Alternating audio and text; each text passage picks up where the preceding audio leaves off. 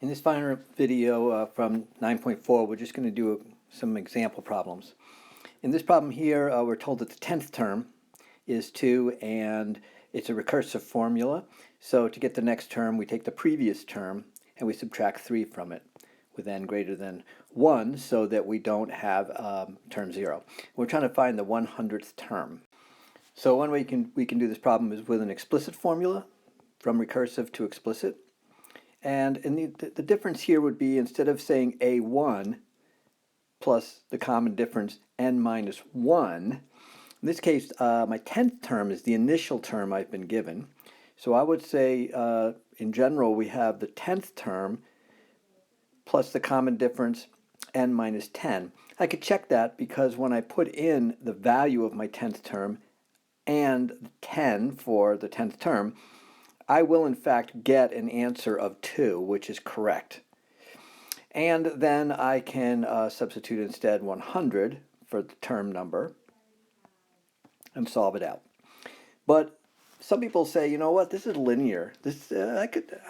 Intuition would tell me that if I'm already at term 10 and I got to go to term 100, I got 90 terms to go. And each term I'll subtract 3. So start at 2 and subtract 3 90 times. And essentially that's what we're doing right here, and get the same answer. So either way would be a good way to solve this problem. In this problem right here, we're given an initial value of 2, and we're given another recursive formula which says to take the previous term and divide by -3 to get the next term. Here n would have to be greater than or equal to 1, so that we have a sub 1 right here. And we want the 10th term, and we want the last term that's less than this negative value. Here I can see that my recursive formula could be written in a different way. Instead of division, it could be written with multiplication. And then I can see what my r value is. That would go into my formula. And I can see what my first value, my initial value would be, which is the first term. So that's why I just need n minus 1. If this had been the 5th term, then I would have had n minus 5. So here's my explicit equation, and I can plug in 10, which gives me a 9th power, and I can get my answer, which is negative. This will be helpful to remember when we go on to the next part of the problem.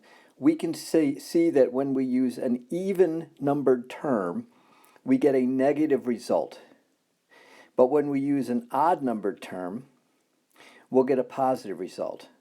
So if I want something that is less than a negative number, I'm going to have an even numbered term here. So notice that when I plug in my term value to a sub n, and I go to try to solve this problem out for n, I divide both sides by 2, and then I'm going to log both sides. I could do the natural log or the log log, or I could do log base, whatever, any log. But I'm going to have a problem. I have a log of a negative number right here. I cannot do that. That has no solution. So does that mean that there's no solution to this problem? Or does it just mean that my method of solving it is running into a problem? Here's the issue. My explicit formula with a negative r value will result in an exponential kind of a graph, but instead of a smooth exponential graph with decay, every other value is going to hop onto the negative side because of this r value. So it's going to go down and back up, down, back up, down, back up. So what I should try to do is to work with this exponential curve to get my answer for n, and then adjust for the fact that I know n has to be an even number in order to be negative.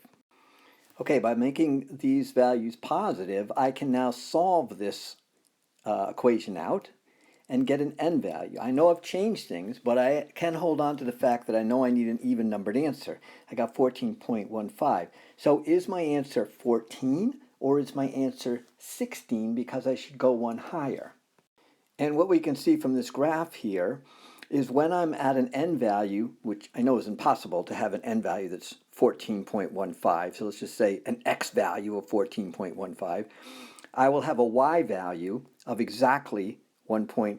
o times 10 to the negative 6th. So what I would like to have is I would like to have a value that is higher than that. So when it goes negative, it will be less than this negative number or more negative. So I would like something before this value. So that is why the answer for the last term that is more negative than this negative number, which is an even numbered term, must be before this term, not afterwards. So that would be another negative number that wouldn't be less than. In this third problem here, we have the first three terms of a sequence, but they are defined algebraically with x's in them, so we don't actually know the numbers that go here. And we're defining the 10th term as a number. If it's arithmetic, we'd get one answer, but if it's geometric, we'd get another. The question is, what's the relationship between these terms if it's arithmetic or if it's geometric? Well, in the first case, if it's arithmetic, that means there's a common difference, the same difference.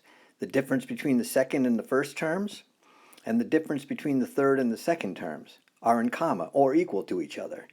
So I can solve out this algebra equation to get my x value.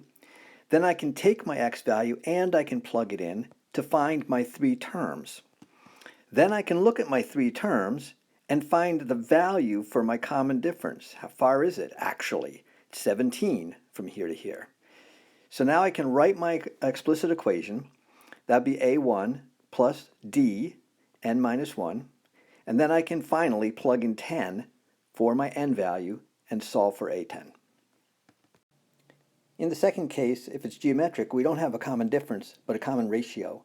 And the ratio would be the division, second divided by first, or third divided by second.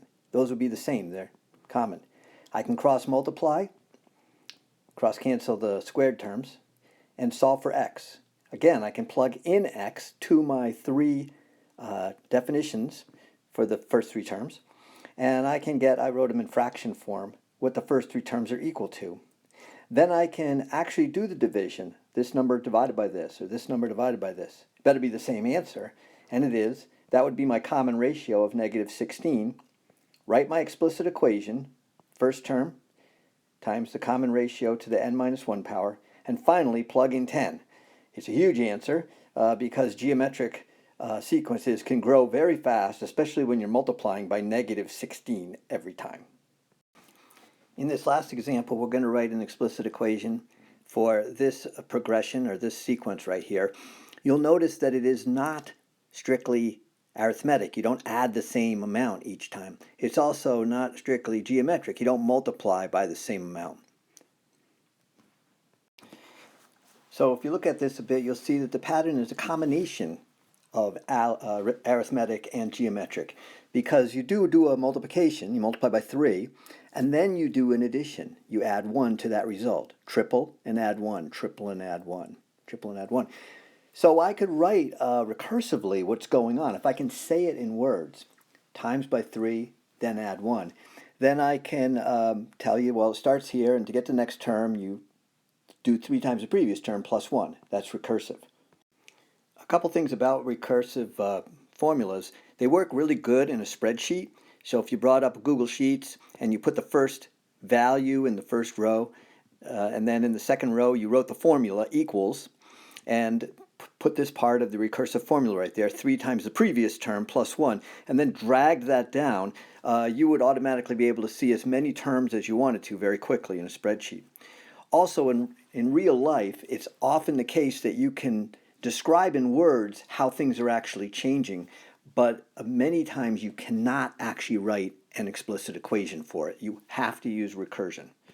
However, in this particular case, when the pattern is such that there's a multiplication and then a addition or subtraction, your explicit formula will always fit this setup right here, where there'll be both the common ratio and an additional piece. I'm calling these two constants C1 and C2. Those are just two constants. I can use the first and second term, plugging in the first term, so n is 1, and the answer is 1.